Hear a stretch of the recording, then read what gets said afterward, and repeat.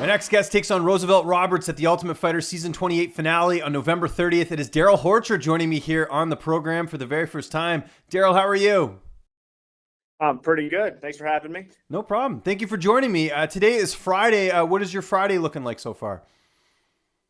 Usually it's my day off, my rest day, but I'm gonna go and do some strength conditioning here in a little bit. So that's about it for today. Okay, well, I appreciate you having me part of your rest day. What do you normally do to kind of take your mind off everything? Because I know the rest day is important. You need it to break things up. Yeah, you do. I try to spend time with friends and family, do whatever, hang out. But this fight camp, I'm working part-time again. So Wednesday, Thursday, Friday, I'm actually working. So that breaks up the monotony. You know what? Honestly, it just gives me something to do, so I'm not in my head the whole time. And so my Friday, I work for a little bit and then just relax afterwards. What do you do for work? For those who might not know. I work with sheet metal, so like a sheet metal worker, stainless. Not too hard, nothing bad. So. Okay, that's cool.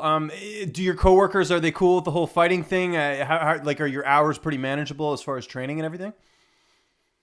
Yeah. I'm still doing a full-time training. Like I'm still trying. I mean, I do 13, 14 sessions a week. I actually work for family, so yeah, it's super relaxed. They understand and like I said, especially in my situation, they know that I don't really have to work. I want to work to fill my time and give me something to do. So they enjoy having me and I enjoy doing it and I'm good at it. So I just hang out and do some work. Now, you haven't fought since December of last year. I imagine injuries are probably part of that, but what has been the reason you've been off for so long? Well, injuries weren't really part of it. It was I still was having issues with my body from the accident. I fought Davin coming back and I probably really rushed that. I shouldn't have fought yet, but that's just how I am. I'm like, all right, I got cleared to fight. I want to fight next week. Let's fight. So I fought Davin, and I came out with the win. And as soon as I had that win, I was so excited, and I felt so good. I was like, all right, let's schedule another one right away. And they scheduled me another one. I fought Scott, and it hit me after the fight. Like, it didn't even hit me directly after the fight, probably like a week later. So I fly home, and I'm going up down the steps at my house, and I'm coming down the steps. Like, I just fought, and I can't even do stairs right. Like, I couldn't even come downstairs correctly. I had to use both railings, and it was like one step at a time. I'm like, I'm fighting at the highest level, and I can't stand on one foot to my shoes on, let alone, stairs. Well, I probably rushed this. I need to take some time and let's get that right.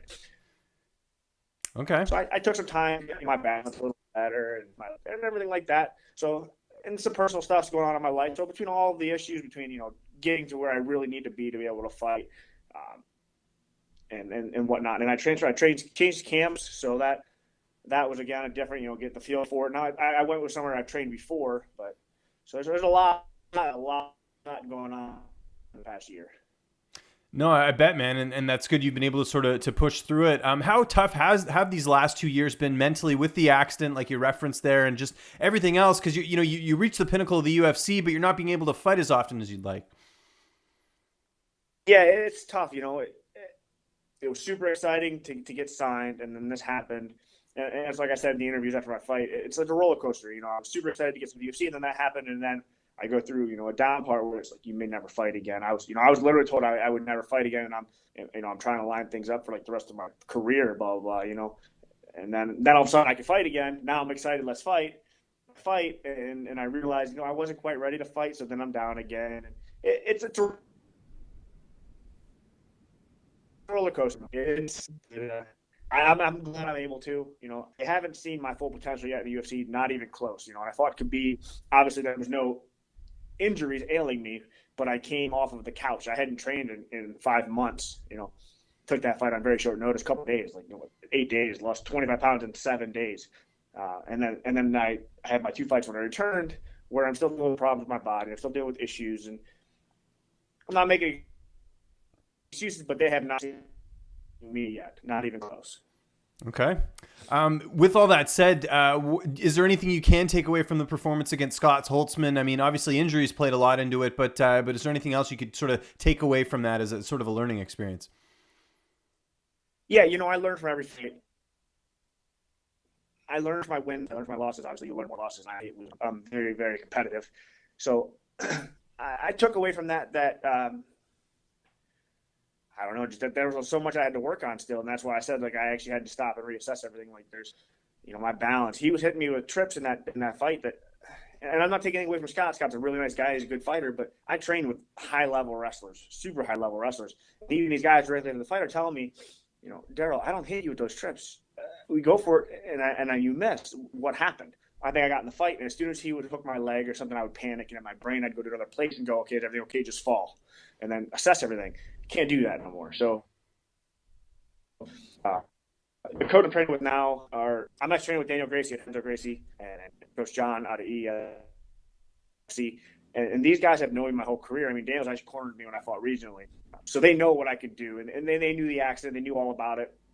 And the good thing is they don't baby me. So I'm not taking away from anything where I was training, but they kind of babied me when I was a little sore. Oh, I sore. Okay, take the day off. Fine. Let's not hurt.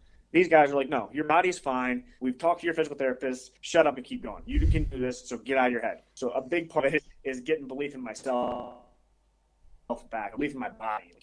Every time I get kicked or hit the wrong way, I step back and go, what's injured? What's hurt? Is everything okay? That's gone. Like this whole fight camp, I can train, and I've actually stopped, and we talked about, we had meetings after training, and full time I could be like, I never stopped and went, oh, is my legs okay? Or, my arm okay? I've had full practices, for weeks now where that's not happening. Up until changing camps, I never had that. So that's a big difference. Let's talk about your opponent, Roosevelt Roberts, 6-0 record. How do you feel like you match up against him? I think I match up well. Yeah, he's 6-0. I haven't looked him up too much. Like I said, I got coaches to do that. I don't like looking at my opponents very much. I watch a couple of clips and then move on. I think I match him well. He's the exact same build as Devin Powell. The exact same height, same reach. I didn't have too much time with the reach. I actually have fairly long reach for my height, so even though he's taller than me, his reach is not much bigger than mine. I think it's like 1 inch or 2 inches bigger than mine. So it's not going to be too hard to deal with.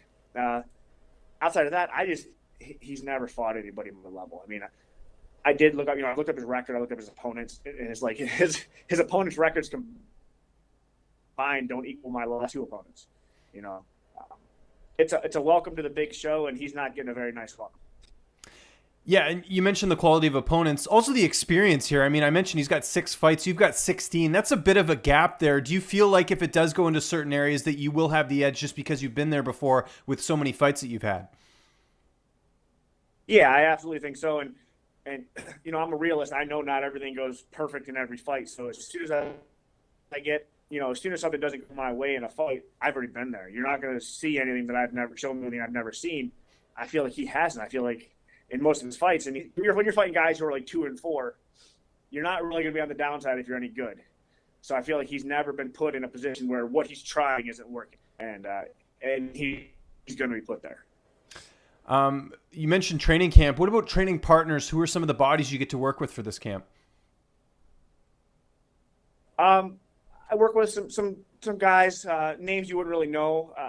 We got some lower level guys that are real good. They're trying to emulate his style. I got guys his height, his size, his build. But like I said, I changed camps, so now I'm at Hensel. I have unlimited amount of partners. If you want me to name drop for a little bit, I'm training with Paul Felder. I'm training with Jonathan Webb. I'm training with Sean Brady, who's a big name in regional MMA. But again, a lot of other guys that names wouldn't really pop up for you much. Okay. All those guys you mentioned, I've actually interviewed before, including Sean Brady, who I don't know what that guy needs to do to get in the UFC, but he's continued to impress a lot these last couple of fights, especially. Yeah, he's real good, and he's a stud. I don't know. Yeah, I don't know what he needs to do, but they need to sign him quick because he's good. Yeah. Yeah, no, I like that for sure. How about the weight cut? I mean, we have a couple weeks from this fight, but we got Thanksgiving coming up. How do you navigate through that when you got a fight coming up on the 30th? We were talking about this the other day. It seems like, and I'm a hunter too, but it seems like every year, minus the year that I was out, I get screwed for Thanksgiving and hunting season. I can't eat. So it really is just normal for me now. I don't eat much for Thanksgiving. It's just another day, really. The weight cut's good. I've been doing my weight cuts a little differently since after the accident. I had a kidney laceration that healed. So I try not to dehydrate too much. I don't want to risk anything happening. So I do them a little differently. So my weight's already starting to come off, and it's 3 weeks from today actually. So weight's already come off, and I'll have no problem making weight. Who's going to be in your corner for this fight? I'll have Daniel Gracie, and then Coach John from EFC, and then a guy I'm training with, who I've trained with my whole career, actually, Mark Kermine from Bulldog MMA. He's actually the owner of that place. So, yeah, I've trained with him my whole career, so I'll have those three guys. How do you see this fight playing out on the 30th? I feel like I'm going to go back to my old ways prior to the accident. I used to fight more aggressive at a higher pace, and I've been more lackadaisical in there, kind of feeling it out and really fighting to not lose, to not hurt, and be careful with this. I'm not going to do that. I'm going back to the way I was. I'm going to be super aggressive, and I'm going to hit him real hard, and he's not going to like it. And the reach ain't going to bother me because I'm going to get inside, and he's going to pay for it. I guess he likes to switch stances a little bit, throw some kicks. That's okay. Throw kicks. You'll pay for every one you throw. What's next for you after this fight? Not looking past your opponent, but are you just going to assess how this fight goes and figure out what the next step is? Or are you looking to fight more frequently just with the fact that you've had a bit of a gap in between fights? I am looking to fight more frequently. I don't want to take, I want to have a year in between every fight. I'd like to fight, 2 times a year is a good pace for me. But yeah, I still have to step back and assess how it goes and assess everything. And as long as I'm relatively injury free, I'll be back in training the following week. Or I don't take a lot of time off unless I get injured, and so we'll assess it and go from there. But I won't jump right into another fight, and I also won't take another year off. Right. Okay. Before I let you go, we've talked all about your fight career and working and everything. What about downtime? I know you probably don't get a lot of it, but are you watching any TV? Maybe watching any sports, playing any video games, anything like that? What would I find you doing when you're trying to get that, trying to find that escape from everything? Yeah, there isn't much of that. Outside of the camp, I do relax. I watch a little TV. I don't really do a whole lot. I enjoy training. You'll find me at the gym. I'm a big weightlifter, so when I'm not trying to keep my weight down and cut weight, I'm big. I'll be at the gym, 2 days a week, 2 hours a day, a couple of days a week, even when I'm not training for a fight. Well, you mentioned hunting, though. I know that's a hobby of yours. Have you gotten much hunting in this last year? No, I haven't gotten any yet. That's why I said I get screwed every year. But I'm a gearhead, so I'm in the garage sometimes. I got a 1971 Camaro. I love it. It's my baby. So I got some things I want to do. It's just sitting during my fight camp. I can't touch it. So yeah, that's my downtime. Is like I said, the little bit I do get, I'll just relax, or I'll be wrenching on something. Okay. Any TV shows you're watching right now? Right now, no. I started. I just got Netflix, which I knew was like old school. Not really, just nothing in particular. Catch up on movies, a lot of movies, and that's it. Kind of boring. No, boring's good, man. Boring's what's the fighter lifestyle is. You got to keep it boring if you want to be successful, right? So. Exactly, and that's how I look at it. I've actually been down and talked to them the other day, and during the fight camp, I don't get time to sit down and relax. I don't have an hour and a half to sit down and watch a TV show. So if I get an extra hour, I want to take a nap. So exactly. Yes. Naps are important. Good stuff, Darrell. Well, I want to thank you so much for taking the time here today. I really appreciate it. Just remind people where they can find you on social media. And if you have any sponsors or shout outs, the floor is yours. Well, yeah, thanks for having me. You can find me on Instagram and Facebook, at Horcher MMA. And, no, nobody else I really want to shout out, but I do want to thank you for having me, and thank my management, Sucker Punch, and my new fight, the new camp I'm training at, John EFC and Coach Daniel Gracie at Henzo Gracie Philly, and that's about it.